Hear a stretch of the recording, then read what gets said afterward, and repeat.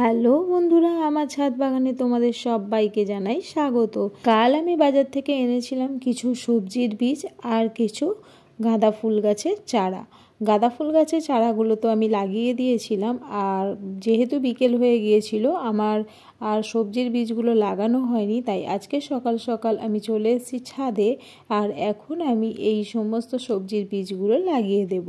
তো তার জন্যই থার্মোকলের এই মাটিগুলোকে হাত দিয়ে একটু ঝুড়ো করে নিচ্ছি, যাতে বীজগুলো লাগালে বীজগুলো ঠিকঠাকভাবে গ্রো করে।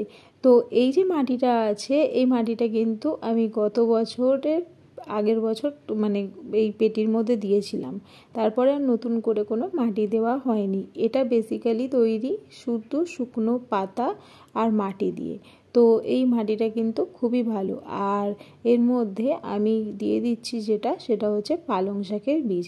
এইভাবে এই পেটিগুলোর মধ্যেই কিন্তু আমি প্রতিবার পালং শাকের বীজ লাগিয়ে থাকি। এছাড়া অন্যান্য গ্রো ব্যাগের মধ্যেও আমি লাগিয়ে থাকি। তো এই দুটো পেটির মধ্যে আমি পালং শাকের বীজগুলো লাগিয়ে দিচ্ছি। আর এর মধ্যে কিন্তু পালং শাক খুব সুন্দরভাবে গ্রো হবে।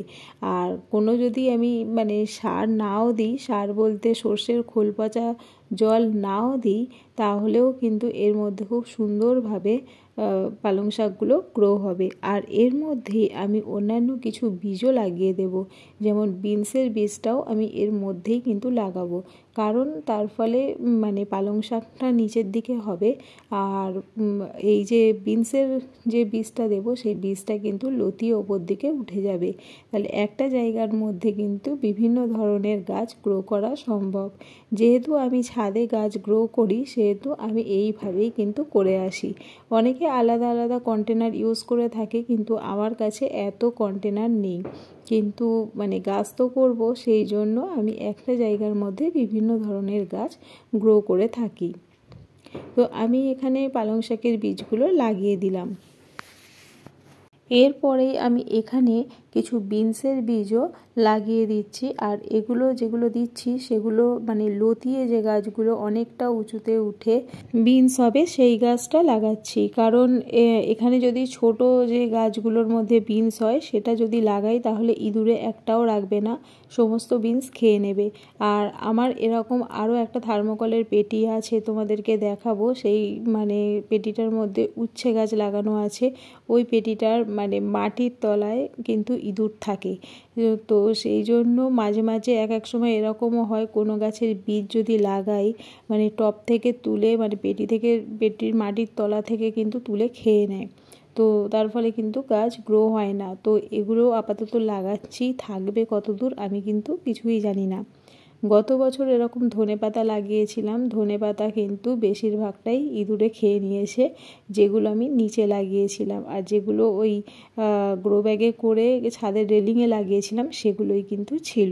তো নিচের এই কন্টেনার দুটোর মধ্যে আমি কিছু বিনসের বীজ লাগিয়েছি, আর ওপরে এই যে গাঁদা ফুল গাছের গুলো লাগিয়েছিলাম গ্রো ব্যাগের মধ্যে, সেইগুলোর মধ্যে কিন্তু আমি ছোট গাছে যে বিনস হবে, সেই বিনসের বীজগুলো লাগিয়ে দিচ্ছি।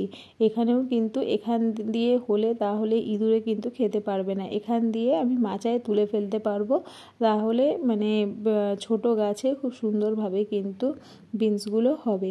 আর এর মধ্যে এইভাবেই কিন্তু আমি গ্রো ব্যাগের মধ্যে, এই সমস্ত গ্রো ব্যাগেরগুলোর মধ্যে আমি বরবটিও গাছ এইভাবেই করি। একদিকে থাকে নয়নতারা ফুলের গাছ, আর সেই গ্রো ব্যাগের মধ্যেই বরবটি গাছ লাগাই, আর তাতে কিন্তু খুব সুন্দর ফলনও পাই। তোমরা দেখেছো সেটা। আজকে তো এই কন্টেনারগুলোর মধ্যে পালং শাকের বীজ আর বিনসের বীজ আমি লাগিয়ে দিয়েছি। আর ওপরে তো দেখলে তোমরা ছোট বিনসের ছোট গাছে যে বিনস হবে, সেই বীজগুলো লাগিয়ে দিয়েছি।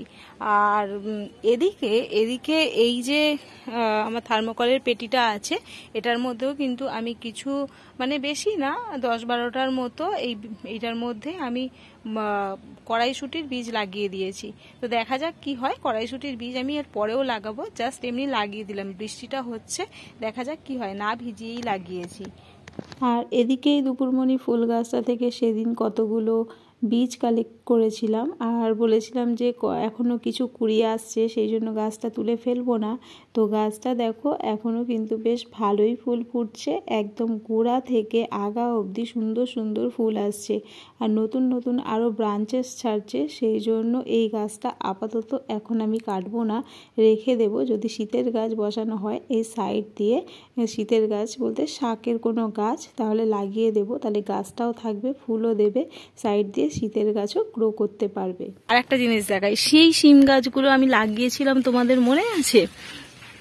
যে শিম গাছগুলো সেই বলেছিলাম যে আমি লাগাচ্ছি ইয়ের মধ্যে, ওই গ্লাসের মধ্যেই আছে। দেখো এই দেখো গ্লাসের মধ্যেই আছে, আর গাছগুলোর মধ্যে দেখো কত ফুল এসে গেছে, দেখো প্রতিটা ডগে ডগে ফুল এসে গেছিলো। এটা বলেছিল যে ছোট জাতের গাছ আছে, তো ছোট অবস্থাতেই কিন্তু গাছটায় ফুল এসে গেছে। আর এর মধ্যে সব মূলো বীজ দিয়েছিলাম, মানে 14 শাকের আগে, সেই গাছগুলো সব গ্রো করে গেছে।